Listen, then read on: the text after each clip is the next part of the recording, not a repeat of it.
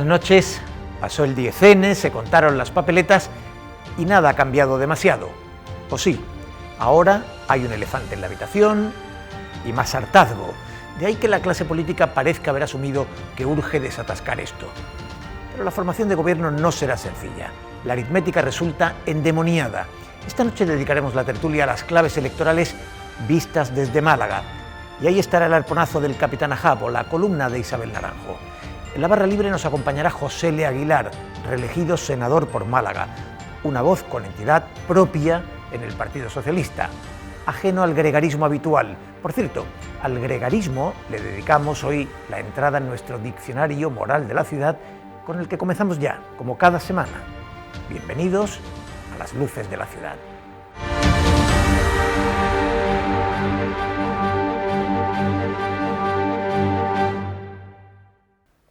El alcalde de Málaga es un personaje egregio. Esa palabra, como le gustaba recordar al maestro Manuel Alcántara, define etimológicamente al que sobresale por encima de la grey, o sea, por encima del rebaño. Y no es precisamente habitual en política, donde se impone el gregarismo, es decir, quienes prefieren someterse a la disciplina del rebaño. De la Torre es un verso suelto con voz propia. Esta semana tuvo el coraje de decir que su partido debería dar un apoyo condicionado al PSOE. También lo hizo Cayetana Álvarez de Toledo. Para eso se requiere personalidad propia, en lugar de ser un aparachic sumiso. Es secundario si el alcalde tiene o no tiene razón. Por supuesto, no siempre la tiene. A menudo sí. Muchos pensamos que acierta en esta ocasión, pero insisto, aquí eso ahora es lo de menos. No se trata de tener razón, sino de tener autonomía de pensamiento, independencia intelectual para defender criterio propio. En los partidos españoles, donde manda la disciplina del rebaño, se trata de algo muy excepcional. Quizás lo más envidiable de la política anglosajona sea ver que en el Parlamento se representa a la gente antes que a las siglas. Aquí la lógica partidista ha propiciado el fenómeno de la selección inversa. Se disuade a los mejores de entrar en política y se incentiva a los mediocres. El gregarismo, en todo caso, es una fatalidad. La política de los aduladores tiene efectos perversos. ¿Dónde estaban los que confesaban en privado que Rivera se estaba equivocando? Nunca se atrevieron a decirlo. Y miren el desenlace. ¿Dónde están los que advierten a Sánchez sobre sus pactos? Que pocos van quedando, ya ni en el PSOE andaluz. ¿Y alguien imagina a estas alturas a los varones andaluces del PSOE, como el secretario de los socialistas de Málaga, con una idea propia? En fin, ¿cuántos de la Torre hay en el PP, el gran partido de los dedazos? Se cuentan con una mano. La política en España es el paraíso de los aparachics, militantes con vocación de fiel infantería. Solo unas pocas voces egregias rompen el gregarismo y lo demás es silencio. El silencio de los corderos, con carné de rebaño, entiéndase, con carné del partido.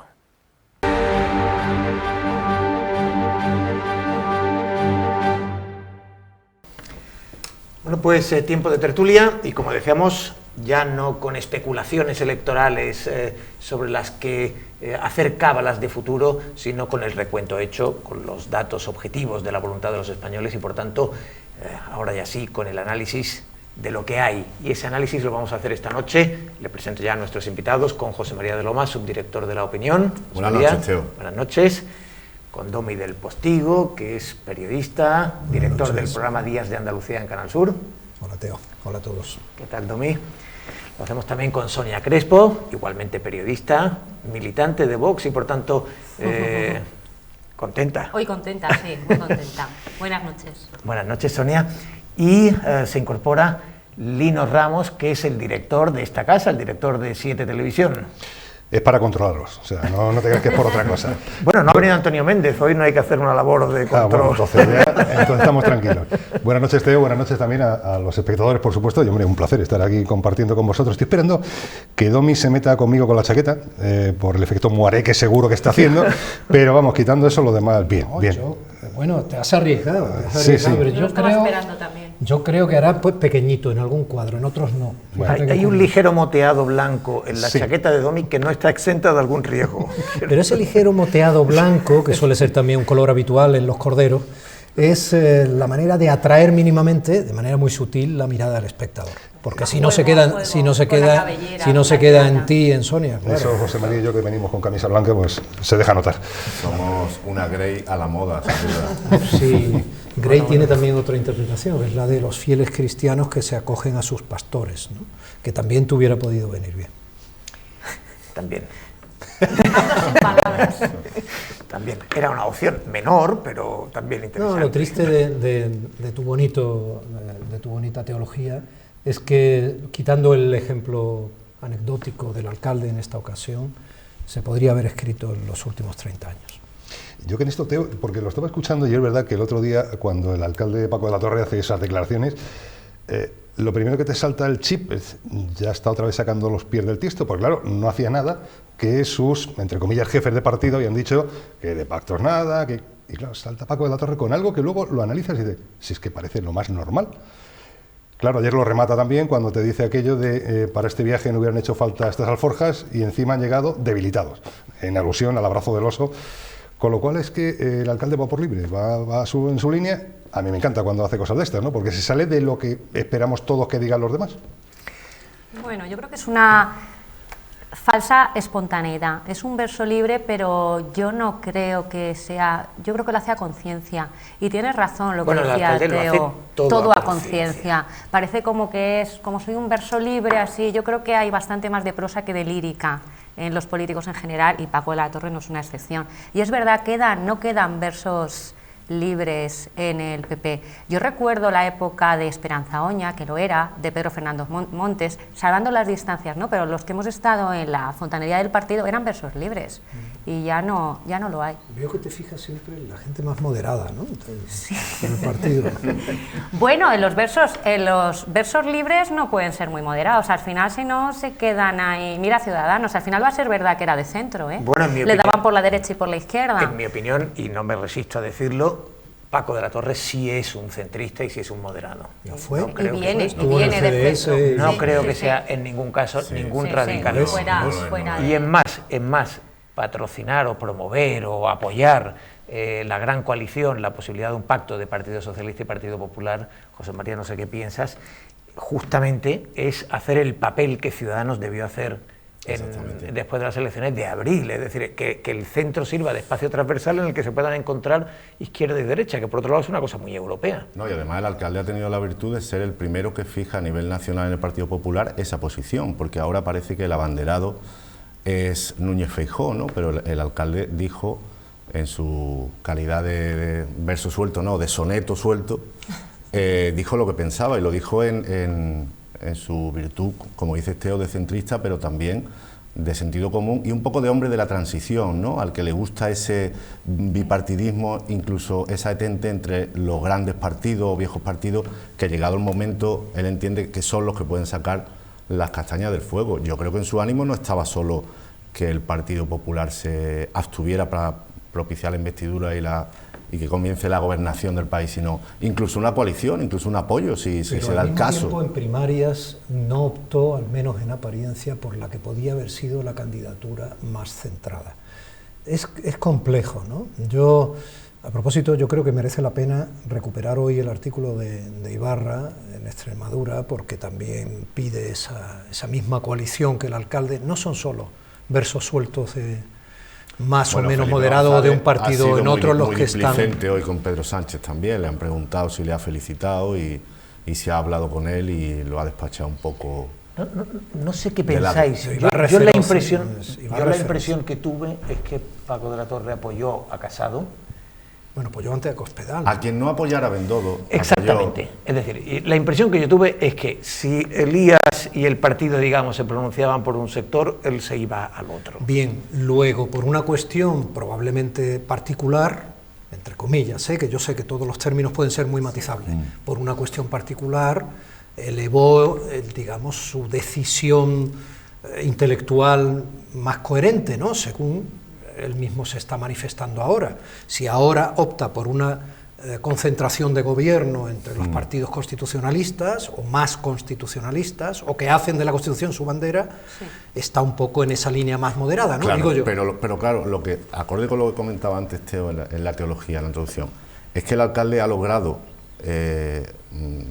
prosperar en los pasillos de los partidos y en clave orgánica, llegar donde ha llegado, ya no tiene ninguna obediencia debida. Él lo que quiere fundamentalmente es ser alcalde y eso le proporciona una libertad dentro del margen del centrismo o el centro derecha en la que puede decir un poco lo que quiera y a veces que lo que dice marca escuela y los demás lo siguen políticamente, ¿no? O sea, incluso empieza yendo por libre en teoría, como tú decías, que falsa espontaneidad y después es en cualquier secundado. caso, el alcalde yo creo que tiene dos características. Una profunda, de pensamiento profundo, que es un patriota y que piensa que es el pacto que mejor le iría a España, con el que mejor le iría a España. Y otra, que es propia de su cualidad de gestor, que ama la estabilidad y que cree que la inestabilidad, además de perjudicar al Ayuntamiento de Málaga, la financiación y a los proyectos que él tiene, en términos generales, le disgusta. No quiere ver gobiernos débiles, ni administraciones cojas, ni dificultades de financiación, Lino. Yo eso apuntaba, añadiría una tercera pata, que es abundando lo que ha dicho José María. Hombre, el alcalde tiene ya los deberes hechos a estas alturas y se puede permitir todas las frivolidades que le dé la gana. O sea, no tiene por qué estar sumiso a directrices generales, sino que, bueno, en un momento se le plantea o tiene un pensamiento, lo expone y recoge velas a ver qué pasa. Pero no las ha asumido nunca. Él dice obediencia debida. Él siempre ha sido así, ¿no? O sea, yo en los 20 años que llevo aquí, hombre, ahora nadie descarta quizá que se presente otra vez más, ¿no? Pero vamos. Es cierto, ¿no? Yo creo que es verdad, ¿no? Tú hablabas de los valores, de la transición, del diálogo, del entendimiento, pero él es el primero que jamás ha permitido ninguna injerencia, opinión, valoración del partido, lo sé y me consta, sobre ni las listas municipales, lo justito y necesario, ni sobre lo que él debe hacer o no hacer a nivel municipal. Además, o sea, cruzó un Rubicón cuando hizo la suprema desobediencia, que fue decirle a Juanma Moreno y a Elías Bendodo que no se iba a ir de la alcaldía, de ninguna de las maneras. Bueno, y cuando a partir de ahí ya también creo que se sintió liberado. Sí, a José María Urbano, cuando le ofreció al alcalde de Estepona, o a Miguel Ángel Ruiz, que había sido una persona que se había apartado del partido por haber sido un enemigo acérrimo de Elías Bendodo, y va y lo llama con un par de narices, ¿no? O sea, a él lo de la obediencia debida, yo creo, y nunca le ha gustado que a él, y aparte él se ha escudado en eso, y a mí el partido, ¿qué directrices me va a decir? Yo estoy pensando en la gestión municipal y yo hago y deshago y tal. Entonces me sorprende que además haga, que me parece perfecto, ¿no?, pero que haga esos planteamientos o lance esas opiniones desde Málaga a nivel nacional cuando él es el primero. Quizá le faltan datos, ¿no?, como para... Otro factor que influye a su libertad es el capital de votos que tiene, el capital político. Eso le hace ser muy... muy libre. Él dice, yo pongo los votos. Y su edad, muchas cosas. Sí. Yo iría un poco al meollo de la cuestión. Yo creo que no ha sido en este caso una frivolidad del alcalde Lino. Yo creo que lo dice como preocupación. Me parece que es una preocupación de Estado la que ha manifestado. Y yo, como persona que no tiene el interés del comentarista político en este caso, pero digo como persona, por si le sirve a algún ciudadano, no veo ninguna locura en lo que plantea el alcalde desde el punto de vista de la responsabilidad de Estado. Yo creo que si en España ha habido un momento histórico en la democracia para poder plantear un gobierno de concentración, que por otro lado son gobiernos que ya se han testado en países tan serios como Alemania, pues es este. Yo considero que probablemente sea este. Y si la gente que está más liberada de elementos de cautiverio político es la que lo puede decir, que lo diga. No hay una aritmética de Estado que funcione en el pacto del PSOE con Podemos. No la hay, ¿vale? Al margen de otras apreciaciones, podemos estar sacando aquí de hemeroteca todo lo que dijo Sánchez para no hacer ese pacto, que a cualquier ciudadano normal que le haya oído antes, el pacto le incomodaría, ¿no? A cualquier ciudadano normal, incluido los ciudadanos que votan legítimamente Unidos Podemos, ¿no? Pero no, yo no estaría ya en eso. O sea, yo creo sinceramente que este país no puede esperar más y que tiene que demostrar, en la urgencia de lo que nos va viniendo, tiene que demostrar solidez como Estado. Y la solidez como Estado, en este caso, puede que sea, sin duda alguna, un gobierno de concentración. Nos apuntamos a la teoría del 5 de abril. Yo, es que después de lo que estoy viendo en estos acontecimientos recientes, es que veo que el 5 de abril vamos otra vez a las urnas. no hay manera aritmética de momento. Como Esquerra vote que no, seguramente. O sea, es que ahora mismo la Y si aritmética que Esquerra tenemos... vota que sí, probablemente También, porque luego hay que hacer unos presupuestos, volver a depender de esa fuerza y todo puede ser muy inestable. Sí. Sí, tan negativos sois con la aritmética que... tú para la ves, pensar. suma, no sé, que venga un matemático y no... Hombre, La hay una... segunda votación sale, pero se necesita la abstención de RC, Claro, ¿no? es decir, yo creo que no tienen narices de llevarnos a unas terceras elecciones. Y por tanto, y además no creo que Esquerra, que es algo que ellos llevan muy mal, vayan a votar en el bloque con el Partido Popular, Ciudadanos y con Vox. No solo es Esquerra, Teo, es Bildu también. Sí, Necesitan los de las Bildu CUP, también. La abstención, con la abstención de Esquerra... Sí, y la abstención de Bildu, solo la abstención de Esquerra no, desde que recupera el escaño. el 89 escaño el PP, no, le hace falta las dos abstenciones. Se va a poner esto bonito. Y oye, a lo mejor yendo un poco más allá en el ámbito provincial. Hombre, como está Soria, lo de Vox, un pelotazo. O sea, en sitios... me está mirando sobre todo, hombre, lo de que en La Palmilla sea el partido que más votos consigue, y te vas a la provincia, sitios emblemáticos de la izquierda más radical, tradicional, como Manilva, como Casares. Manilva, primera fuerza política, Casares, segunda fuerza política.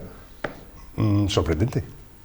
Por lo menos a mí me sorprendió mucho cuando empecé a ver el escrutinio provincial, porque ahí dices, ¿cómo puede cambiar? Es verdad que tanto en Manilva como en Casares, en la época de Gil, también votaban Gil, pero siempre ha sido un refugio de Izquierda Unida y siempre han sido donde todos los parlamentarios, alcaldes, todo lo que ha salido de aquella zona, sin ir más lejos, Guzmán Ahumada, el portavoz en el Parlamento andaluz, es de Casares, o sea que es un sitio, parece que predispuesto a ese tipo de votación.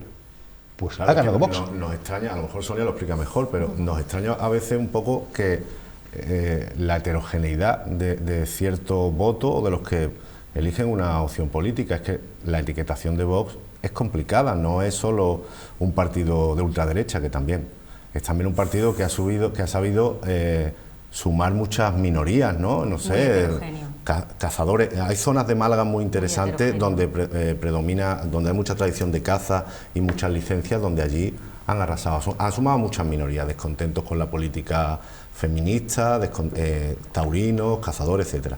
Pero además es que es un voto también, pues sumamos, puede haber cabreados de siempre que otras veces hayan optado por otra opción política. Gente conservadora sin complejo, ya yo voto a Vox porque creo que tiene. Y luego el gran contingente es todo el que piensa, incluido gente liberal, que con Cataluña se está siendo muy blando, con independencia de que sea así o no, pero hay gente que cree que hay que suspender ya la autonomía, intervenir TV3, tomar el control de los mozos, etcétera. Y esa gente pues... No han mencionado a los inmigrantes, ¿no? También, zona elegido, Almería... con conflictividad. Quiero decir, exactamente, es una suma, un potaje, ¿no?, que ha atraído a mucha gente. Y luego, el Partido Popular ha sido un partido mayoritario en este país. Ha conseguido que le voten millones de personas. Claro, es que la mayoría de la gente que votaba a Vox estaba ahí. O sea, el Partido Popular acumulaba gente de centro, gente de derecha y gente muy de derecha, si no te gusta lo otro.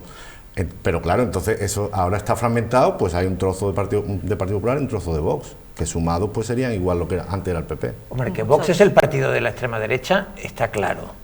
Otra cosa es que sea ultraderecha o no, pero que es el de la extrema derecha, tanto como que Podemos es el de la extrema izquierda. Es el más de derecha. Yo no entro, ni voy a hacer como otros compañeros de partido, entrar en disputas Yo por eso dialécticas, te decía porque que era entiendo difícil que son... etiquetarlo también para no caer en el yo tópico de ultra. Supongo que como soy periodista a mí no me molesta, es una etiqueta, yo lo intento explicar también a los compañeros, no os obsesionéis con desmentir, es una etiqueta y además se tiene que usar para, yo qué sé, para los titulares, pero bueno, a mí no me molesta lo de extrema derecha, extrema izquierda. A mí no me sorprendió los resultados en La Palmilla porque lo viví en primera persona en la campaña, no en esta campaña que ha estado muy desvinculada, en la campaña de las municipales, que yo iba en las listas, y en La Palmilla, en el distrito Palma-Palmilla, que también está la barriada de la Roca, ya era donde mejor se nos recibía, y es un tema delicado para comentar, pero ciertamente era el tema de la inmigración en el que reiteradamente más nos trasladaban. Y luego un voto muy joven también, ¿no? Es que, como dice José María, es un partido muy heterogéneo. Yo, que he estado militando durante muchísimos años en el Partido Popular, pues me movía en un entorno bastante más homogéneo. En Vox es muy heterogéneo, por eso cuando, de verdad, que es muy fácil etiquetar ultracatólico. ni católicos siquiera, diría yo. Habrá, pero es que hay de todo. Es que no sé, bueno, ya homófobo, esto, es que hay de todo, de verdad, nivel intelectual, nivel económico, es muy, Hombre, que haya de todo es una variado. cosa, y que el contenido programático, el ideario del partido sí tiene algunos factores bien definidos. Pero homófobos. Bueno, yo no te voy a decir homófobo, pero desde luego en el capítulo, por ejemplo, del nacionalcatolicismo está muy cerca, ¿eh? Yo no lo creo, Teodoro, la verdad, yo jamás apoyaría, ni muchísimo menos me prestaría a ir en una lista en la que yo viera de verdad un atisbo de alguna. Si yo lo veo en primera persona, yo también, de la misma manera que estaba en un partido me doy de baja inmediatamente, lo digo de verdad con convicción, porque jamás apoyaría. Sí que creo que los mensajes y las cosas pues deberían cuidarlas un poco más, y puede que haya alguna persona dentro del partido o incluso dentro de los dirigentes del partido con alguna idea. Yo eso no Bueno, lo...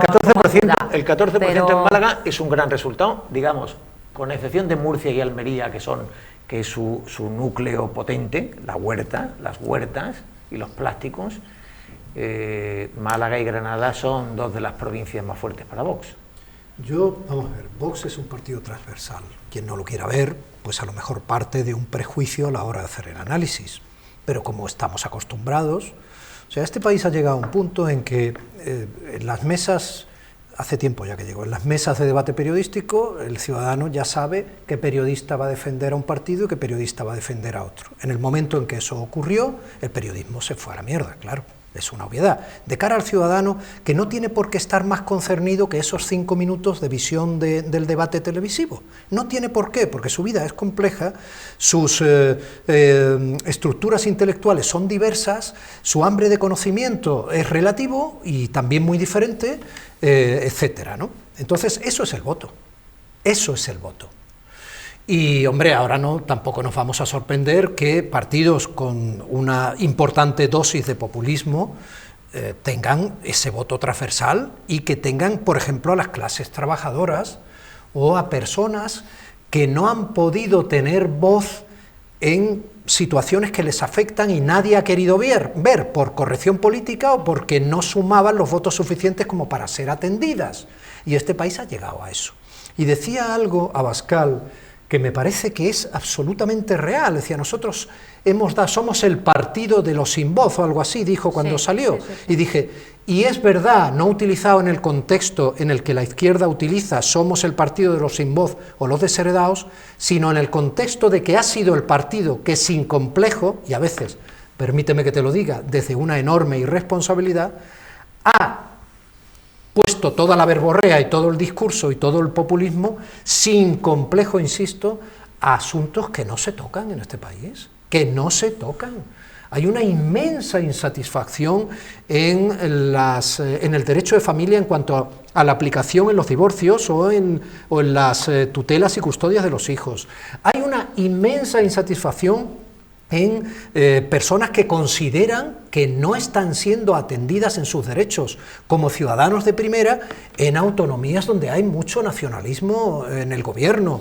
O sea, y así más.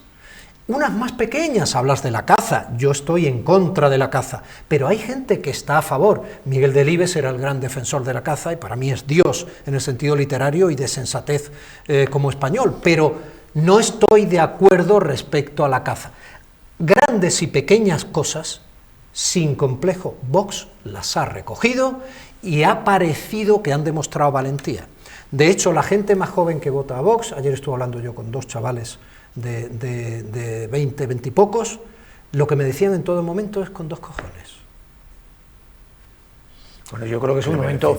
Beneficia también el que esté en la agenda tan patente la cuestión nacional, la cuestión de Cataluña, la cuestión de la autonomía. Eso es coyuntural, eso es porque le beneficia mucho y luego hacen muy bien en engarzarlo en lo que es la corriente de populismo, que también tiene un poco. También creo yo que hay cierta seducción por lo marcial entre algunos sectores de la población. Yo creo que esa imagen que cultiva Abascal y algunos de los líderes de Vox, de energía, no sé, yo creo que eso también, ese caudillismo... Ese era un elemento muy propio del viejo fascismo, de las pocas cosas que sí conectan con el viejo fascismo, ¿no? Pero bueno. Hombre, la masculinidad no era precisamente de la que hace gala Santiago Abascal, no era de la que hacía Franco, Teodoro. No, he dicho, no el franquismo. No el franquismo, hablo del fascismo. Llegado el caso Monasterio también está muy bien en los debates. Marcial. Estaba hablando del fascismo italiano. Y ya que estamos en un segundo solo, Lino, disculpa, ya que Abascal estamos dice a una día cosa de muy hoy, interesante de que en sus Ávila Loma mítines. siempre lo hace. No hace falta que estéis de acuerdo en todos los puntos del partido. Es que es la muy clave. hábil en sus mítines. Es que nos lo han presentado desde el inicio como una persona intelectualmente muy moderadita, y yo empiezo a sorprender. A Smith lo vimos en el juicio del Procés, y a mí me pareció profesionalmente muy limitado. Pero a Abascal no lo habíamos visto demasiado, y está siendo bastante hábil desde mi punto de vista en los mítines. Estamos a día de hoy, con el respeto y lo bien que me caes, y lo que me gusta es como mujer. A ver, y como compañera, ¿no? A ver, lo de los abortorios, o sea, qué carga, o sea, qué identificación, no lo ha hecho nunca nadie públicamente desde una atalaya política. Obviamente cuando se hace porque se quiere hacer. ¿A ti qué te parece la utilización del término abortorio a las clínicas donde se atiende una interrupción del embarazo a una mujer como tú? Pues mira... Perdona, como tú no quiero decir que estés en esa situación. No. Pues como se usa lo de extrema derecha, pues un vocablo más, te lo digo sinceramente. Vox no aboga ni defiende la supresión del aborto, ni la penalización del aborto, no defiende eso, defiende la vida, y defiende la vida y que se apueste más por la vida. Abortorio, pues hombre, yo utilizaría otro tipo de palabras, pero yo también confío en que Vox, ya hemos pasado la campaña, a partir de ahora, manteniendo la tenacidad, manteniendo los discursos firmes, a ver cómo lo diría, se relaje, empecemos a usar otro tipo de lenguaje, otro tipo de forma. Esa es mi opinión. Bueno, vamos a hacer un pequeño alto aquí, vamos a tomar el resuello. El análisis de Vox es importante, es un actor que se ha convertido en protagonista y lo va a ser durante la próxima legislatura con toda seguridad, pero en todo caso hay mucho más análisis que hacer, y si les parece, a la vuelta de publicidad continuamos.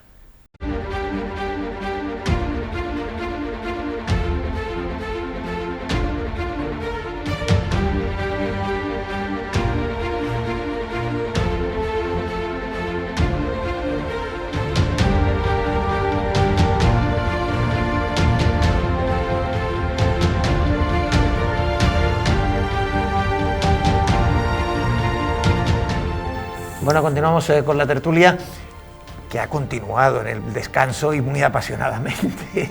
Porque nos provocas. Debo decir que dije vamos a recuperar el resuello y lo hemos perdido realmente. Esta es la parte mejor de los debates, de las tertulias, la parte que no se graba, que algún día...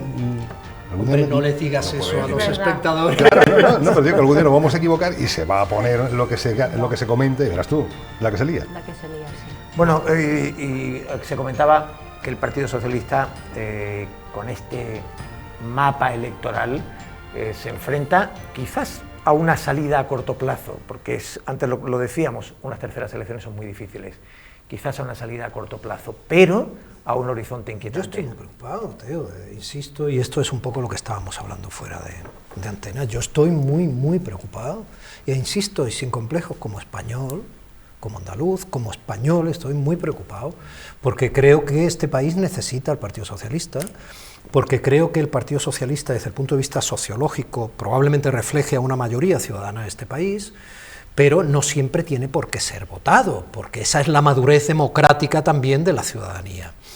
Y porque no siempre los líderes que en cada momento tenga cada partido son ni los más capacitados ni sus decisiones son las más adecuadas. Y creo que estamos en un punto donde la fractura interna del PSOE es muy grande, donde desde mi humilde punto de vista ni Susana Díaz en Andalucía ni Pedro Sánchez tienen la complexión de Estado suficiente como para encajar con fortaleza que el partido no acabe a garrotazos consigo mismo, porque no son capaces de ver la necesidad del patrimonio que han recogido, que tiene para el país, y más en este momento, el país, digo España, que no hay que ser de Vox para decir España, ni de ningún partido, que tienen en este momento, la necesidad que tienen en ese momento es... Bueno, garrotazos ya se han dado unos pocos, ¿eh?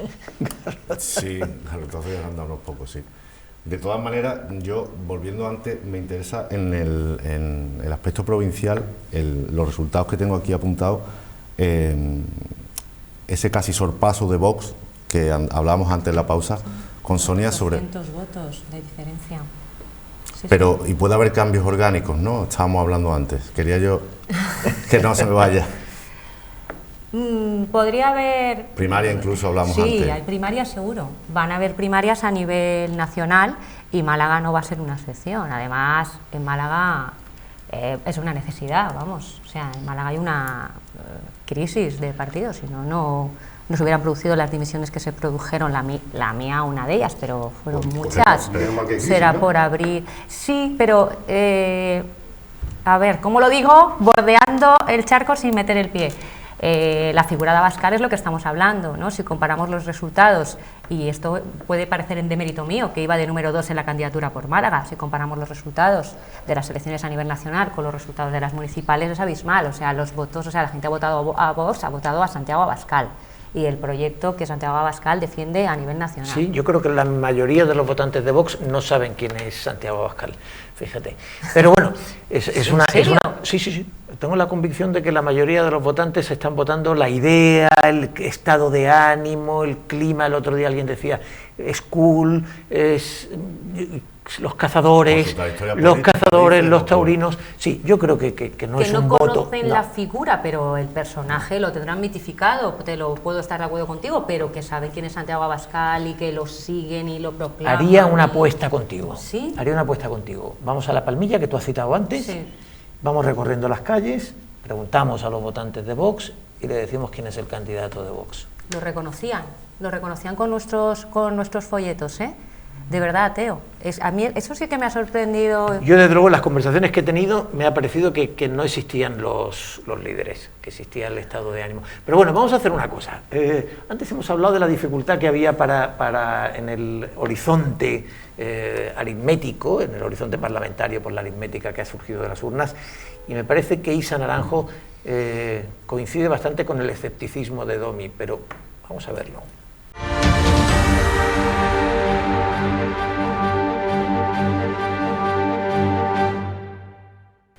Las elecciones del pasado domingo dejan un panorama ciertamente incierto y que no ha satisfecho a ninguna de las formaciones políticas mayoritarias del país, siquiera a aquellas que han mejorado el tipo o incluso mejorado los resultados, caso de Vox, que pese a su meteórico ascenso parece no conformarse con haber obtenido 52 escaños en la Cámara Baja. ¿Acaso esperaban más todavía? Aquí en Málaga el escenario nos deja un PSOE que salva los muebles, un PP que consigue arañar un diputado más, al igual que Vox, pisándole bien cerquita los talones, un Ciudadanos con tan solo un representante en la Cámara Baja y un Unidas Podemos que solo tendrá como comisionado al líder nacional de Izquierda Unida, que sí ha estado aquí presente en campaña, pero lanzando consignas en clave nacional y escasas o nulas propuestas, por no decir promesas, para con la provincia en la que ya ni siquiera está empadronado. Así las cosas, y pese al abrazo del oso que escenificaron Pedro Sánchez y Pablo Iglesias horas después de conocerse los resultados, el horizonte sigue siendo muy gris y las calculadoras echan humo porque por más ecuaciones que se planteen, las cuentas no salen. Hay quien ha llegado ya a pensar que el 10N estaba pactado entre los líderes de PSOE y PP de cara a sellar un pacto constitucionalista que requiere el paripé que se supone estaría haciendo Sánchez para conseguir que los detractores de la alianza con la extrema izquierda vieran con buenos ojos un gran pacto de Estado, que visto lo visto sería lo más acertado. Aunque habida cuenta de que un venido arriba Pedro Sánchez no se ha dignado a coger el teléfono al líder del Partido Popular, cuesta creer que Pablo Casado vaya a optar por abstenerse para facilitar la investidura del que parece se va a eternizar como presidente en funciones.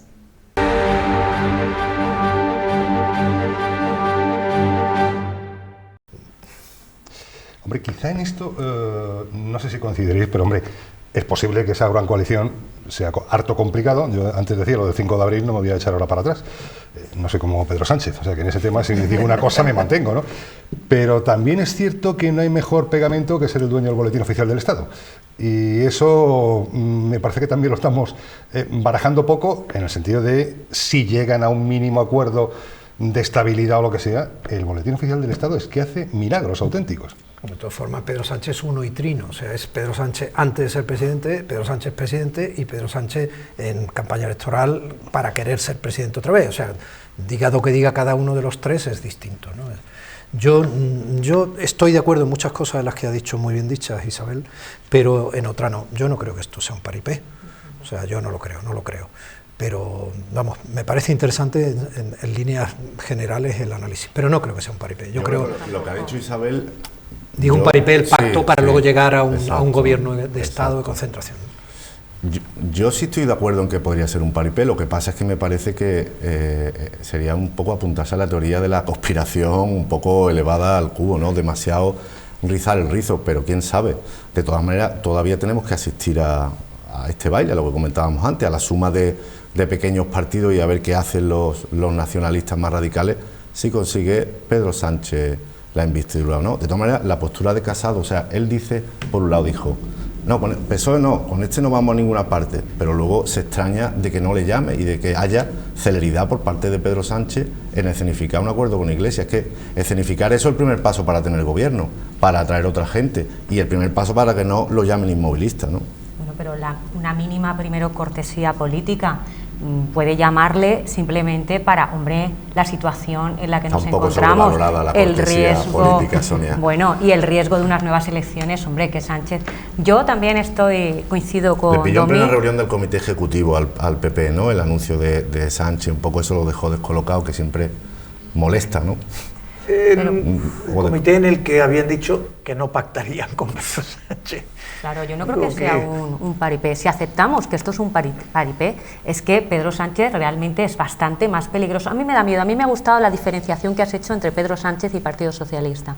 A mí no me daría miedo, estaría como votante de Vox, militante de Vox, no me duele en prenda, estaría relativamente tranquila si hubiera ganado las elecciones el PSOE, pero es que es Pedro Sánchez. A mí este hombre me da miedo. Pero eso se va limando. Teo ha dicho en la teología que ya no hay ni siquiera críticos del pacto en el PSOE de Andalucía, ¿no? Es que eso ya, no sé hasta qué punto la diferencia es entre el PSOE y viejas glorias como Ibarra, Felipe González, etcétera, más que entre sanchistas y susanistas, porque eso se tiene que ir limando por lo que decía Lino, porque el BOE da mucho poder y hay que arrimarse. Alguien del PSOE es un amigo, ¿no? Entonces habla también con mucha de Madrid. Esta mañana por teléfono me decía que él iba a promover figuras de verdad, de cierta valía, capaces de consenso para recuperar el partido, como Fernández, el asturiano, el que se hizo cargo también un poco, Javier, perdón.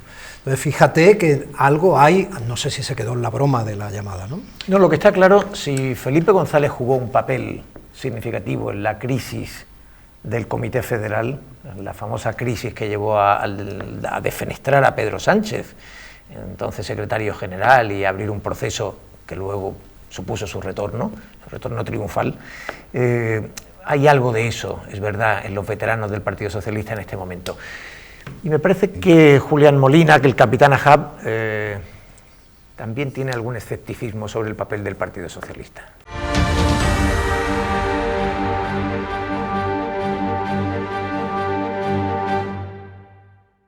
Por fin ha terminado el culebrón electoral y ahora toca hacer balance. ¿Qué hemos sacado en positivo de todo esto? Pues a todas luces una única cosa: no va a gobernar la ultraderecha. O ese es al menos el resumen que nos ofrece un PSOE triunfal y victorioso. Hemos frenado la ultraderecha. Y es rigurosamente cierto, no va a gobernar la ultraderecha. Pero ¿por qué nos dicen que la han frenado ellos precisamente? ¿Ha sido en un duelo a florete? Pues no. Básicamente es porque los han votado a ellos en vez de a Vox o a sus compinches. Es decir, el acto heroico y salvífico del PSOE ha sido conseguir que la gente los prefiera a un gobierno con Vox. ¡Qué maravilla! La gente nos prefiere a Vox. Si lo piensan, vender eso como un triunfo es tan ridículo como parece. Primero se pasan meses amenazándonos, o nos votan o llegará al poder el monstruo fascista. Y luego, cuando los votan, salen al balcón lanzando vítores. ¡Nos han preferido a nosotros! ¡Qué buenos somos! Pues sí, es cierto que son mucho mejores que el monstruo, pero eso no quiere decir que no sean una auténtica mierda. Máxime, cuando todo apunta a que la razón principal para votarle fue tan solo evitar que el monstruo llegara al poder. Es decir, evitar el mal mayor, pero que muy mayor. Y eso no parece que sea para estar orgullosos. Lo que es motivo de orgullo es que te elijan sin que la alternativa sea la invasión de los fascistas. Y no ha sido el caso. Su gran mérito ha sido tan solo ser mejores que lo peor de lo peor. Y eso por los pelos. Sin ir más lejos, en Andalucía, su granero por excelencia, la derecha ha sumado más que la izquierda. Y quizá deberían tratar de aprender una lección de eso, entre abrazo y abrazo. Ustedes no han frenado a Vox, sino que Vox ha frenado el trompazo monumental que se iban a dar y que además se merecían. El PSOE no ha hecho más que usar el viejo truco de alimentar un monstruo para ganar unas elecciones. Y sí, les ha salido bien, ya tienen su victoria. Y nosotros otro monstruo gordo más.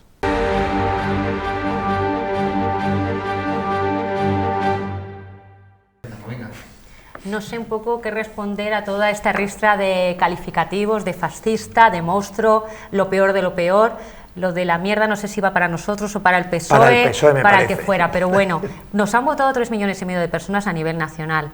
En la provincia de Málaga, que está lleno de monstruos, de lo peor, de fascistas, comentábamos en otro bloque municipios tradicionalmente de izquierdas, donde la gente vota, y bueno, a Izquierda Unida, a partidos, vamos a utilizar el mismo lenguaje, de extrema izquierda, y que han votado a Vox. Son monstruos todos estos.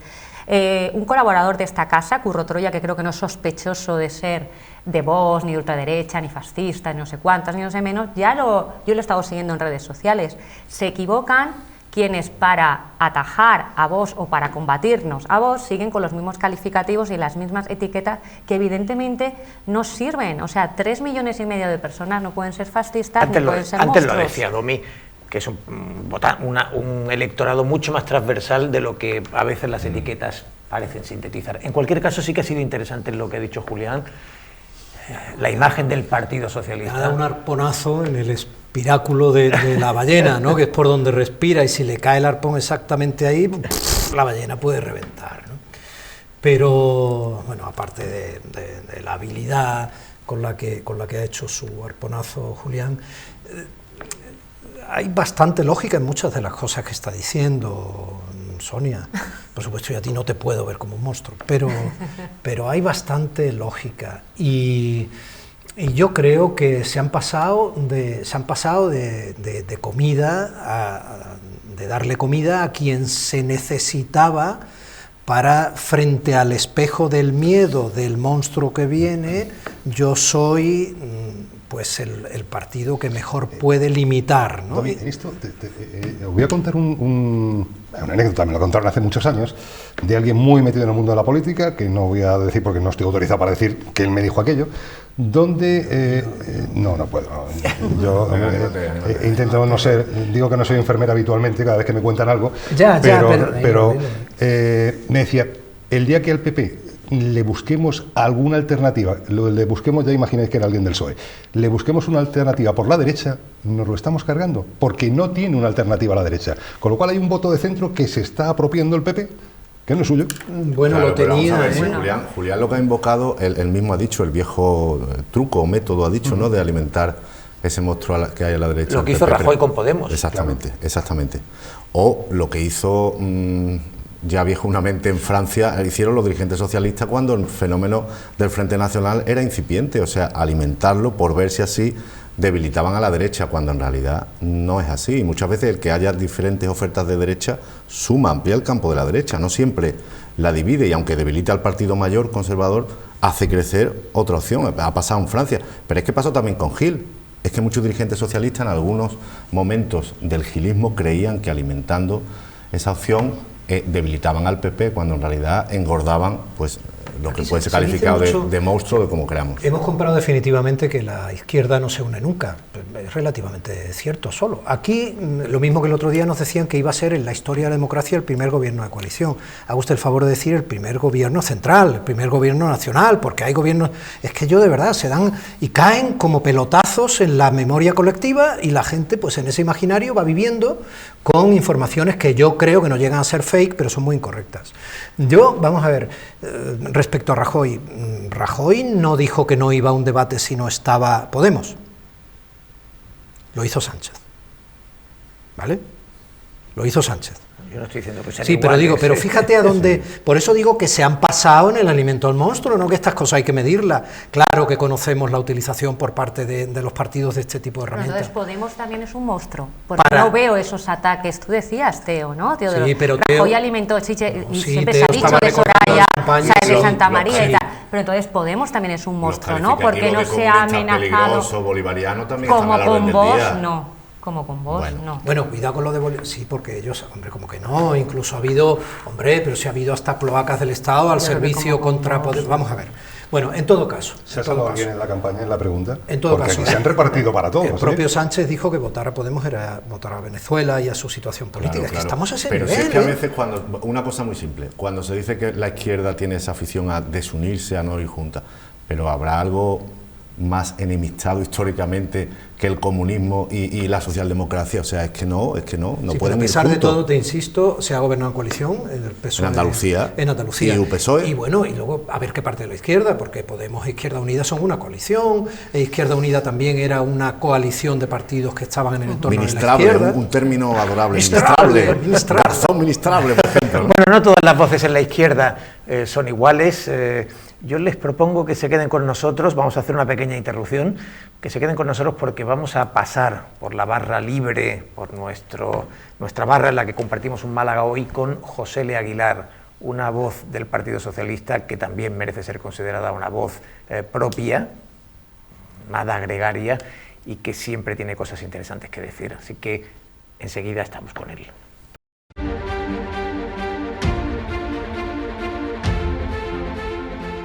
Esta es una campaña donde la gente ha llegado súper cansada, no quería.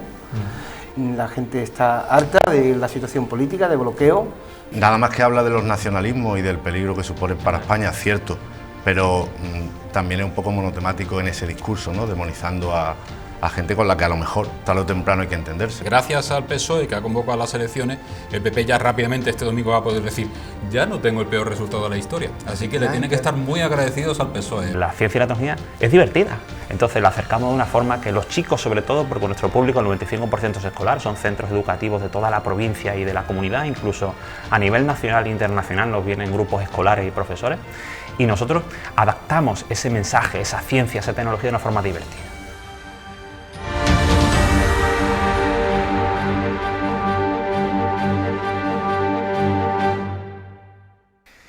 Bueno, pues como les decíamos, estamos ya en nuestra barra libre a compartir un Málaga esta semana con José L. Aguilar. Antes hablábamos del gregarismo, a propósito de la posición de Francisco de la Torre, del alcalde de Málaga, con respecto a los pactos nacionales. Decíamos que hay políticos que se elevan por encima del rebaño y políticos demasiados que se quedan en el rebaño.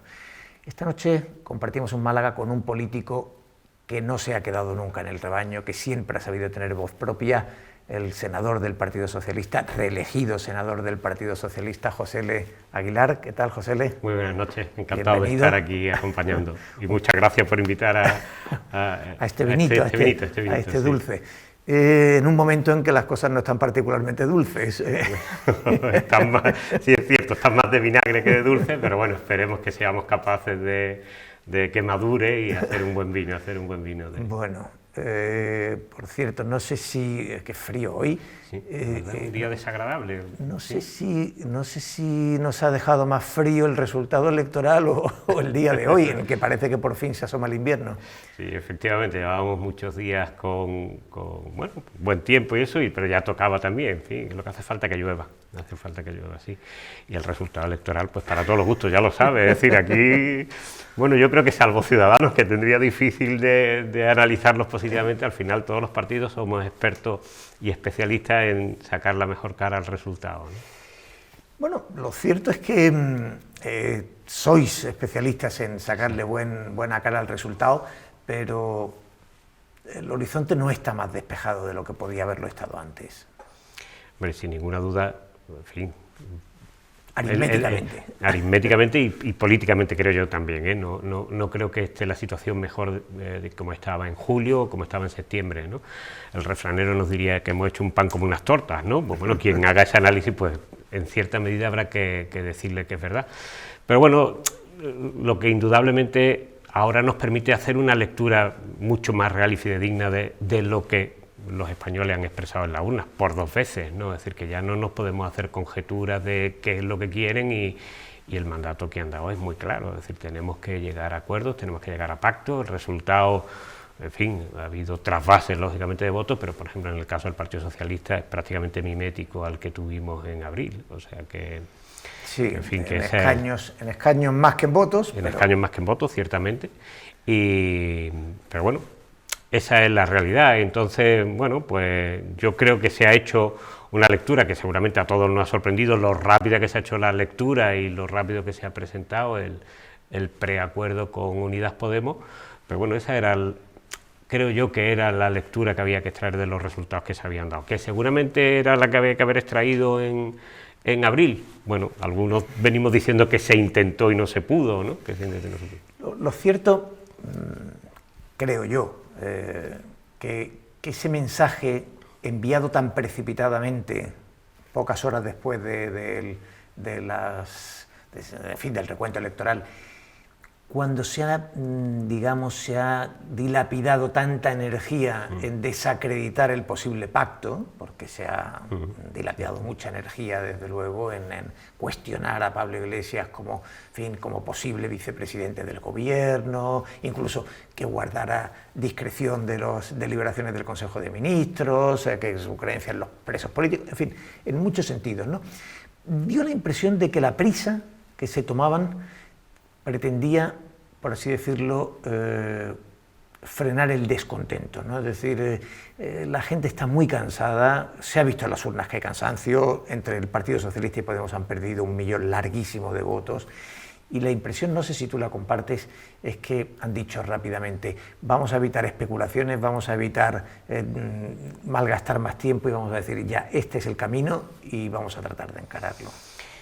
Lo has dicho al principio, es verdad que yo no soy persona que me calle, que me haya caracterizado por callarme o ir con el discurso oficial. En este caso tampoco hay un discurso oficial. El que diga que no le ha sorprendido la rapidez del pacto, yo creo que no dice mucho la verdad, porque yo creo que a todos nos ha sorprendido, no tanto el pacto, que insisto, de la lectura de los resultados, en fin, no había otra vía, y más viendo la posición que desde el primer momento mantiene el Partido Popular y, en fin, lógicamente Vox no entra en este juego, pero sí la rapidez, la celeridad con que en esas 48 horas ya hay ese preacuerdo. Hasta cierto punto a uno se le queda, no te digo un poco cara, no de tonto, pero sí de y ahora sorprendido. Esto, ¿cómo lo justificamos? No, ahora, sobre todo cuando es verdad que esta campaña ha girado mucho en torno a las razones de la repetición, el famoso relato, ¿no? Las razones de la repetición del pacto. Claro, cuando yo en la campaña no he parado de, exculpar al Partido Socialista desde el pleno convencimiento de que fuéramos una repetición de elecciones, imputar más a Unidas Podemos el rechazo al pacto que hubo en julio, inexplicable desde mi punto de vista. Claro, pues yo estaba allí y yo lo vi, ¿no? Pero, bueno, pues claro, ahora cuando en 48 horas se consigue el pacto, pues la verdad es que sorprende y te quedas un poco eso, ¿no? Con cara un poco, no voy a decirte tonto, pero sí de sorpresa, decir, bueno, que vengo de una semana o entre campaña y pre-campaña de 15 días justificando lo contrario. Pero bueno, yo no creo que sea tanto por la necesidad, sino por... en fin, darle a esto celeridad. Había un compromiso de Pedro Sánchez de que en diciembre tendríamos gobierno y analizado los resultados, vista que es la única vía, ¿para qué vas a esperar más? ¿Tú no crees que, como mínimo, por liturgia, debería haber telefoneado al Partido Popular, que por cierto le llamaron, Pablo Casado lo llamó el domingo por la noche, no cogió el teléfono, vamos a suponer que estuviera ocupado, que fuera un momento complejo por alguna razón, pero quizás antes de acudir rápidamente a cerrar este acuerdo en unas pocas horas, haber hecho consultas con otros partidos? Bueno, Y sobre todo con el Partido Popular. Claro. Posiblemente, quiero decir, que en esa liturgia que estamos diciendo de la tramitación de este posible acuerdo, pero claro, como a la mañana siguiente ya Pablo Casado y sobre todo Teodoro, tu tocayo, nada más lejos de ti, lógicamente, salieron de esa manera tan clara, diciendo que bajo ningún concepto, que no se llamase esa puerta porque no iba a haber otra respuesta que un no, en ningún caso una abstención. Bueno, pues eso realmente también... En fin, es verdad que la cortesía seguramente podía haber llevado a esa llamada, pero ellos habían anticipado. Y no solo la cortesía, ¿no? Incluso yo creo un buen sentido estratégico hubiera hecho aconsejable, antes de decir no se han explorado las vías constitucionalistas o las vías claro, de la gran coalición o las vías más convencionales en Europa, se podía haber sondeado. Claro, lo que ocurre es dos cosas. Una, que el compromiso de Pedro Sánchez, como antes he dicho, era un gobierno rápido y lo antes posible, y si es posible en diciembre, y luego claramente un gobierno progresista. En todo momento, y eso lo hemos mantenido durante la campaña electoral, no nos planteábamos la gran coalición. ¿Cuál era la única alternativa que había a eso? Pues una abstención de lo que llamamos una abstención patriótica, una abstención democrática, comprometida, en fin, como queramos, por parte del Partido Popular, porque... O de Ciudadanos, ¿no? Pero como desde el principio el Partido Popular planteó que no era posible esa abstención, pues realmente la única vía que quedaba era la del acuerdo con Podemos. Bueno, José, tú has sido reelegido senador. Correcto. Después de unos pocos meses. En su momento, cuando te pusieron en el trío del Partido Socialista, se dijo para no salir. Bueno, lo cierto. Lo que no me digan es que yo soy un tipo afortunado y no solamente salí una vez, sino 2 veces. O sea que, bueno, la verdad es que cuando se conformaron las listas, ya en principio sí había una cierta impresión de que los resultados podían cambiar, ¿no? Entonces había una posibilidad cierta de ser senador. Ciertamente iba en el número 3 del Senado, que normalmente, bueno, pues en el histórico reciente que traíamos era un puesto de no salida, ¿no? Pero bueno, ahí estamos, dispuestos a trabajar como yo digo, con el objetivo de dar voz a los que no tienen y sobre todo también defender los intereses de Málaga allí en Madrid, si es posible. Pues de un poco de esto vamos a hablar. Por cierto, ha sido el 4, no el 3er senador. Correcto, sí, el número de votos, sí, esta vez. Muñoz del Partido Popular, sí. Esta vez ha tenido algunos votos más. ¿Eso significa que hay algunos votantes socialistas que no te han marcado? No, en el histórico siempre ha sido así, el primer de todos los partidos. El primero en la casilla tiene un número mayor de votos, el segundo menos y el tercero menos. ¿A qué se debe esto? Bueno, pues que desde que hay votantes que piensan que marcando la primera casilla ya votan al partido, a votantes que lógicamente pues votan, pues, yo que sé, a un senador del PACMA o de Más País y luego destinan los otros 2 votos pues a los del Partido Socialista votando indiscriminadamente a los 2 primeros, ¿no? En el caso de Ángeles Muñoz, fíjate, es una cosa distinta, porque han venido los votos de los votantes de Vox. O sea, el que haya tenido más votos que yo y la diferencia con el resto de compañeros suyos de candidatura, de Joaquín Ramírez, viene de los votantes de Vox. Y si te fijas, el senador de Vox ha tenido menos votos que su propia candidatura. Es decir, que ha habido muchos votantes que han introducido la papeleta al Congreso de Vox y, sin embargo, al Senado, pues... Entendían perfectamente que ya se hizo un llamamiento y se dijo, no sé, como máximo marcamos uno y marcamos otro. Correcto. Del Partido Popular. Ya ocurrió en abril, porque en abril Hubo muchos votantes de derecha que hicieron el famoso 1-1-1, ¿no? Es decir, uno de Ciudadanos, uno del PP y uno de Vox. Y no siendo, que yo creo que era la primera vez que pasaba en Málaga, no siendo el Partido Popular la segunda fuerza, sino siendo Ciudadanos, sin embargo el senador lo ganó, por ese 1-1 lo ganó Ángeles Muñoz en vez del senador de Ciudadanos. En cualquier caso, tú has sido una voz discordante, ya decíamos antes, no has sido un personaje gregario dentro del partido, no has sido el clásico... No me he caracterizado por eso, sí, es verdad. No has sido el clásico militante sumiso. Que entraras en el Senado en su momento se consideró incluso un triunfo, un pequeño triunfo de la disidencia. Sí, así es. Bueno, en fin, yo, siendo sincero, entiendo que todo esto tiende a superarse, ¿no? Pero estaría más por una cuota sanchista que por una cuota oficialista, ¿no? En esas listas que se configuraron en abril, ¿no? cuando además, por otra parte, tampoco fui yo, en fin, yo apoyé a Pachi López, como es público y conocido, y tampoco apoyé en aquellas primarias a Pedro Sánchez, ¿no? Pero bueno, entraría por esa cuota más sanchista que otra cosa. Y efectivamente, hombre, mucha gente a lo mejor se sorprendió de que apareciera, de hecho, incluso para mí era un poco sorpresa, ¿no? Después de tanto tiempo, de tanto recorrido, 37 años militando, y efectivamente 37 años normalmente en el lado crítico, bueno, era un poco sorprendente, pero bueno, la verdad es que... Bueno, eso nos garantiza, como decíamos del alcalde antes, en la primera parte del programa, nos garantiza que José L. Aguilar aporta una voz más o menos independiente, no es la voz oficialista, no es el aparachic convencional, ¿no? Una voz, vamos, que en eso sí, disciplinada, porque sí entiendo yo que la militancia en un partido tiene que ser disciplinada, pero claro, todas las voces tienen matices, y desde luego los matices que yo pueda aportar, yo creo que estoy ahí también para aportar esos matices, no desde luego para simplemente mantener un discurso oficial, pero bueno, siempre de las disciplinas, ¿eh? Hace unos meses, destacadísimos militantes históricos del Partido Socialista, Carlos San Juan, Enrique Linde, Chiqui Gutiérrez del Álamo, en fin, Antonio Juárez y otros muchos, realmente muchos, pidieron que el partido debiera de ir dando paso a un liderazgo como el tuyo en Málaga. Sí, bueno, aquello fue un momento en el que bueno, los líderes más históricos del partido, bueno, pues apoyaron ese posible cambio. Pero bueno, la verdad es que la mayoría, hay que reconocerlo, la mayoría del partido entendió que no, y entendió que, bueno, que se encontraba bien representado en aquel momento con Miguel Ángel Heredia, que fue... ¿Y crees que esto, es claro, que viene ahora la secuencia natural de congresos en el Partido Socialista? Todos los focos están puestos en el Congreso Regional, claro, en el que Susana Díaz ya ha anunciado que se postula para volver a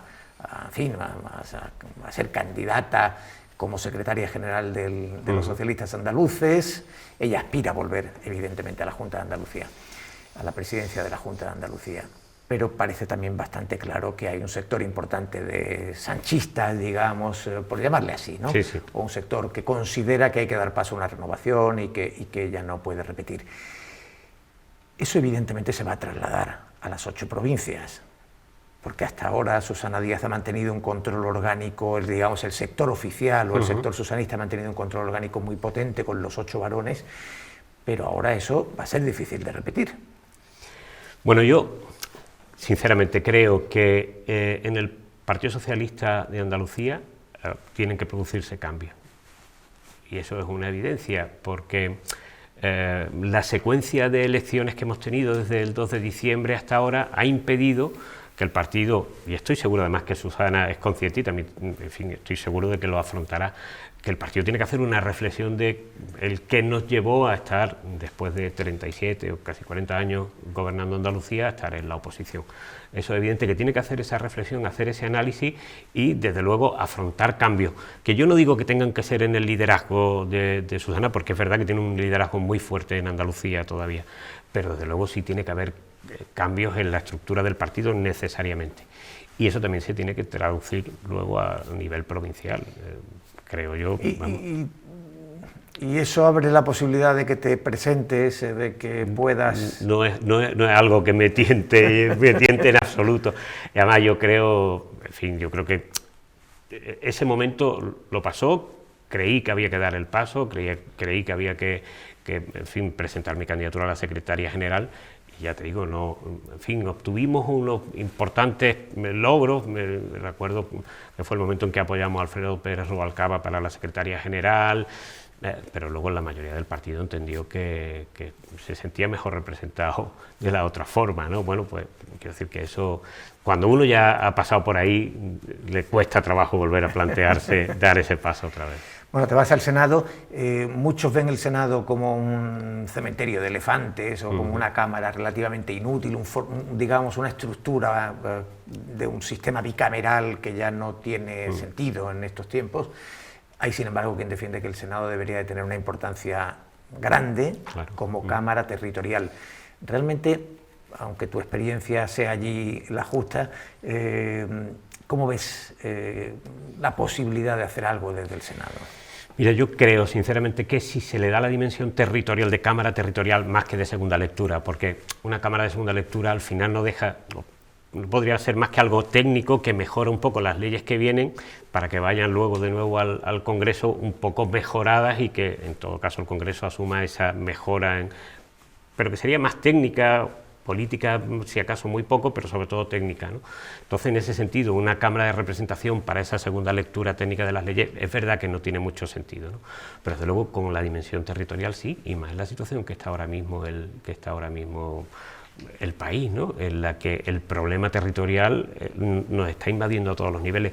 En ese sentido, yo creo el compromiso que tenía el presidente, desde luego, era darle esa dimensión y potenciar esa dimensión territorial del Senado, y ahí sí hay mucho que hacer. Plantear una reforma constitucional o examinar desde esa Cámara una posible reforma constitucional para replantear la organización territorial del Estado, yo creo que ahí se puede residenciar mucho mejor que en el Congreso. Ten en cuenta que ahí estamos 208 senadores por extracción, digamos, por elección por parte de los ciudadanos, y 57 que representan a las cámaras territoriales, ¿no? A cada uno de los parlamentos territoriales, con lo cual conjugar esa doble representación hace que esa Cámara pueda tener mucha importancia yo no digo en afrontar una reforma constitucional que rediseñe la organización territorial del Estado, pero sí desde luego para abrir ese debate y hacerlo en un ámbito de colaboración, de cooperación, de diálogo, de entendimiento, ¿no? José, el otro día cuando fuiste a votar pusiste una fotografía de tu madre. Sí. Y hablaste de hijo y nieto de socialistas. Eres un socialista, desde luego, de estos con un ADN. Sí.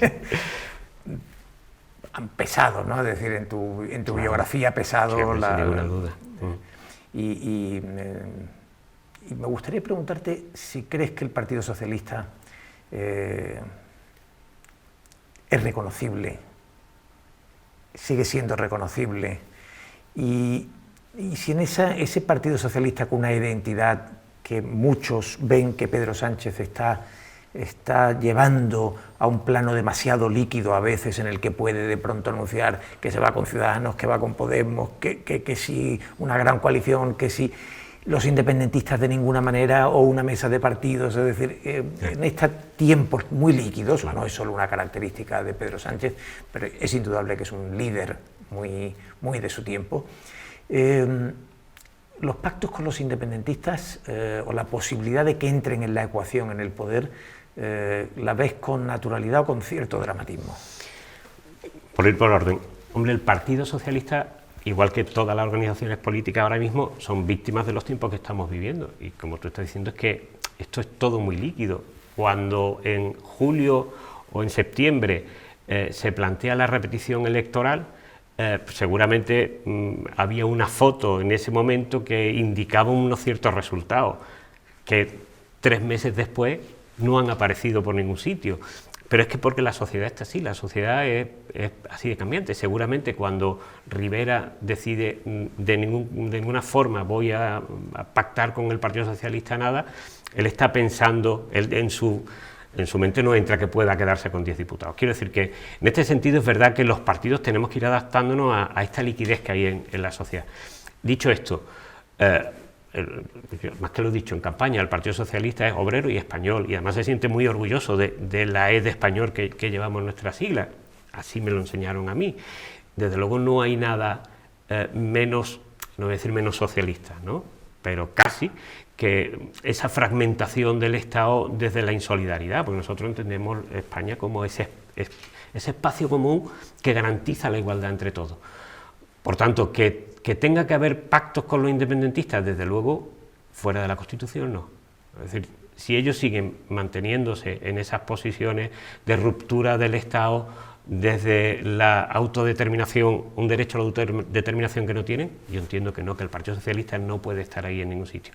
Ahora, pactos con los independentistas para abrir un diálogo en Cataluña que pueda empezar a dar solución a aquello, es que es evidente, es que Es que es lo razonable, es que además no hay otra forma. Si allí tenemos 2 millones de personas que votan de una manera y 2 millones de personas que votan de otra, bueno, al final tú tienes que buscar soluciones que integren a los 4 millones de catalanes. No puedes encontrar una solución que orille a uno, igual que es absolutamente injusta la solución que están planteando los independentistas, que orilla y deja al margen a los 2 millones de catalanes que se sienten perfectamente españoles y orgullosos de serlo. Bueno, pues confiemos en que tu voz, que decíamos antes que era la voz propia y siempre dispuesto a la disidencia, es agradable pensar que vas a estar allí y que te podrás hacer oír, como te haces oír en las redes sociales, que eres un tuitero, por cierto, muy activo. No, fíjate, yo creo que no es tanto por el número de tweets que pongo como, en fin, muchas veces la repercusión que tiene. Es verdad que yo, es decir, no hago un tuit de esto diciendo me estoy tomando una tortilla de patata en tal sitio, sino que intento, cuando hago algo, es algo que entiendo que comparto mi opinión sobre un tema de interés en político, ¿no? Sí. Bueno, yo viendo tus tweets pienso que tus padres, tu padre y tu abuelo estarían orgullosos de... Yo lo intento, fíjate, 2 cosas ya de tipo personal. Mi madre, que has hecho referencia antes, decía, además con más razón que un santo, hay que ver qué pasó de ser la hija de Paco Román, que era mi abuelo, que ya fue senador y un histórico, a la madre de José, le dice, oye, que yo soy Curra Román, que tengo mi identidad propia, ¿no? Y es verdad, ¿no? Y mi abuelo decía una cosa, dice, mira, los socialistas tenemos que convencer no por lo que decimos, sino por lo que hacemos. Los socialistas no tenemos que dar consejos, sino tenemos que dar ejemplos, ¿no? Y eso es algo que yo lo llevo muy interiorizado, es decir, yo, por mejor o peor que te exprese, si luego tu comportamiento no se acompaña a lo que dice, no te van a creer. Me tienen que creer por cómo nos comportamos, y eso es lo que intento hacer siempre, ¿no? Bueno, pues José, suerte en esta legislatura, a ver si no es una legislatura de 6 meses. Como yo digo, pasó el periodo de prueba de senador, que todavía no pasa el periodo de prueba. Y nada, te seguiremos y te leeremos y estaremos pendientes de que representes a Málaga en esa Cámara territorial. Sí. Muchas gracias. Gracias, José. Terminamos la conversación en nuestra barra libre, pero no termina el programa. Nos vemos enseguida en la mesa de tertulia.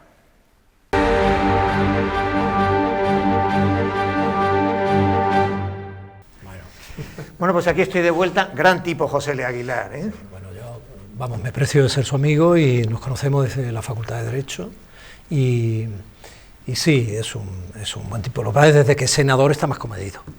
Pero representa ese socialismo, ¿no? más ilustrado, con más retranca, ¿no? Más elegante también, ¿no? Yo lo creo, vamos, yo lo creo. Bueno, y haber dejado de ser el eterno outsider del socialismo malagueño no impide, como ha demostrado, que haga cierta autocrítica y que siempre esté dispuesto, digamos, como mínimo a no repetir el argumentario oficial, ¿no? Que eso ya de por sí es desopilante y sí, me resulta sorprendente. Sí. Pero bueno, no, lo que pasa es que José es un tipo muy divertido a la hora de analizar descacharradamente las cosas, ¿no? Y obviamente pues aquí pues no se puede, ¿no? Es muy divertido. Quizás no en esta conversación de hoy, pero en términos generales me resulta un tipo muy majo. ¿Me dejas que te cuente una anécdota? Aquí en este mismo estudio estuvieron una vez por aquí, coincidió, era en elecciones, senadores, Joaquín Ramírez y él, abrazados como hermanos al final del debate. Y dije, esta es la foto de la campaña. Joaquín Ramírez es otro buen tipo. Señor. Otro buen tipo. Un señor, sí. Y vamos, yo creo que desde aquí le podemos mandar. Sí. Bueno, a mí me consta que hay quien en su papeleta del Senado ha puesto la X a Joaquín Ramírez y a José L. Aguilar. Es una posibilidad muy razonable. Yo conozco un caso. Y muy sana. De nuestro compañero de profesión. No me consta, o sea, yo te doy, absoluta certeza como una información de que también como son hasta 3 en la papeleta Salmón del Senado, a Joaquín Ramírez, a José L. Aguilar y a Francisco Rodríguez Marín, que estaba en la plataforma Recorte Cero, que es profesor de Historia del Arte en la universidad. Bueno, pues ahora que aquí cada uno está confesando lo que ha puesto en el Senado. Sí me gustaría recordaros, porque hemos hablado mucho de la inundación del 10N, de la inundación más o menos catastrófica de votos del 10N, y me recordaba Domi esta mañana que hace Porque 30 yo pensé años. que tú estabas en el canal Se aquel día, pero no lo cumplen recordaba 30 bien. años, a mí me cogió en Diario 16, Sí. pero Sí. se cumplen 30 años de unas inundaciones que tuvieron unas consecuencias no solo terribles, porque murieron 6 personas y porque muchos perdieron sus casas y perdieron sus negocios y en fin, y la ciudad sufrió enormemente. Es verdad que se convirtieron después en una oportunidad, ha sido el mayor momento de inversión en Málaga y el comienzo de la transformación de la ciudad fueron las inundaciones de 1989. Pero basta ver algunas imágenes que van a acompañar, si les parece, esta conversación final para, en fin, para hacer memoria de un momento fundamental, ¿no?, en la historia reciente. Viendo esas imágenes, yo comentaba contigo que precisamente con Loma, ¿no?, que La Opinión ha recuperado ese vídeo con imágenes editadas por el Colegio de Arquitectos, que ya hizo en su momento, ¿no? Y no te puedes acostumbrar a verlas. Y no solo es la fuerza de la memoria sensorial al recordarte en ellas, es que es impactante. Es que la vulnerabilidad de aquella Málaga es tremenda. Y te preguntaba a ti si estabas en el canal, porque esta mañana me sorprendía, hombre, muy gratamente por los compañeros que lo han hecho en alguna emisora de radio y tal, y me oí a mí mismo dando crónicas desde el único teléfono que quedó en Canal Sur, que parecía que estaba en mitad del océano, era una isla. O sea, Canal Sur, el diario Sol del Mediterráneo, que tú lo sabes perfectamente por tu padre, toda la zona aledaña al Guadalhorce, era absolutamente, o sea, era un paisaje. Bueno, el espectador las está viendo en este momento. Le hemos pedido, por cierto, al periódico de José María de Loma que nos autorizara a reproducir imágenes que había recuperado su periódico. Y te habrá dicho que sí. Sí, no lo estamos haciendo ilegalmente. No sé si hemos puesto demasiado remedio para que estas cosas no se repitan, porque después del 89, no tan graves, pero algunas inundaciones también hemos padecido. Yo recuerdo esta, yo estaba en Madrid estudiando, pero mi señor padre, que dirigía Sol del Mediterráneo, que estaba en el polígono del Guadalhorce, y 30 o 40 profesionales que estaban allí se quedaron aislados durante casi 2 días con el agua que le llegaba a la primera planta, lo veían por la ventana y fue dramático, como tantos otros compañeros de medios de comunicación, el centro también. Hoy era un poco estremecedor, hablando con algunos expertos que decían eso del cielo color caldera, ¿no?, ese cielo amenazante que de pronto descargó. Hay un personaje político que sale en estos vídeos que, y además hoy habrán estado circulando por todas partes, no recuerdo el cargo, pero claro, decía que es que aparte que llovió mucho, es que empezó a llover el 14 de noviembre y terminó el 29 de noviembre, es que no hubo ni un día de escampar, y que claro, tal cantidad de agua, claro, eso no hay... Sí, pero las inundaciones, es verdad lo que dices, pero las inundaciones se produjeron ya el 14 de noviembre, entonces hubo un problema y hubo una imprevisión. El gobernador de entonces, Rodríguez Jaracuel, el hombre decía, hombre, es que no teníamos constancia, bueno, hoy visto, digamos, con los estándares de hoy, hubo unos errores evidentes. Mira, es muy interesante repasar las portadas de aquella quincena más o menos, y la prensa más crítica. El Sur, el Sol y claro, el Diario de Málaga había, sí, ¿no? Estaban. Diario 16. Y Diario ¿no? 16. Digamos que alguna parte de la prensa, de esas cabeceras que tú has dicho, fueron bastante combativas contra el retraso en la actuación, contra la actuación del gobernador, contra el retraso en tomar medidas, contra cierta tibieza o cuajo, por decirlo de alguna manera, del gobierno central, y yo creo que ese arrear, ese sentido crítico tuvo que ver con que se actuara un pelín más rápido y con que se tomaran algunas medidas a posteriori. El alcalde no estaba, Pedro Aparicio estaba fuera, ¿no? También estaba el alcalde en funciones. No, yo no lo viví porque no estaba en Málaga todavía. Reconozco que las he visto estos días, Pedro Aparicio estaba de viaje, sí, lo coordinó todo. Se vino. Y yo decía, qué exagerados, ¿no? Porque la gente me contaba las inundaciones, y yo que vengo de Valencia, donde allí llueve y tal, y cuando hoy lo veía, yo decía, Dios mío de mi vida. O sea, yo creo que realmente había un grave problema aquí de saneamiento, de limpieza de arroyos, porque allí también son muy frecuentes las trombas, y yo lo que he visto hoy no me lo imaginaba. Sí, no. Ya que José María evocaba a su padre, el mío estaba al frente de la empresa municipal de aguas y nos contaba que en los años posteriores, cuando llegaron esas inversiones y se pudieron acometer una cierta modernización y la limpieza de todas las subterráneos de la ciudad, eran aterradoras, porque sencillamente estaban bloqueados, pero no bloqueados por las inundaciones, bloqueados desde hacía años y en algunos casos décadas con toda seguridad, ¿no? Sí. Y en algunos casos eran de construcción árabe, pero en fin. Esas eran las mejores. Sí. Recordemos que fueron 6 muertos a todo esto, que yo 8. recuerde. 6 Bueno, 8. ya ahí no te peleo con Mateo antes, pero vamos, quiero decir, hubo muertos, hubo personas que perdieron casi todo, que no fue ninguna broma, no fue ninguna broma. Bueno, estamos fuera de tiempo, pero valía la pena recordar las inundaciones, que efectivamente fueron un momento como en 1907, aunque afortunadamente con menos pérdidas de vidas humanas, pero desde luego sí que fue digamos, es un hito en la memoria colectiva de la ciudad por algo terrible que sucedió y que está vinculado al clima mediterráneo, que, como ha dicho José María, sencillamente en el caso de una lluvia extraordinaria las infraestructuras están calculadas para que resistan hasta un límite dentro de márgenes normales, pero no más allá de la normalidad. En fin, la ciudad hoy es completamente distinta, ha vuelto a llover casi como entonces y no ha sucedido aquello, pero nunca se sabe. En todo caso, ha sido un placer comentar con vosotros el resultado electoral y parte de este pequeño trocito de la memoria de Málaga. Hemos convertido a Sonia hoy, no en una tertuliana, sino en una representante de Vox. Convertido ella sola. Convertido ella Como sola. verso libre, verso suelto también. No está mal, siendo militante que en un momento determinado pueda ejercer de portavoz, pero en definitiva está aquí como analista, como periodista. En fin, ha sido un placer. Lino, gracias por acompañarnos. Un placer estar aquí. Espero que repitas la próxima semana más. La próxima prometo que con chaqueta normal, para que Domi no se meta conmigo, ¿no? Y buenas noches.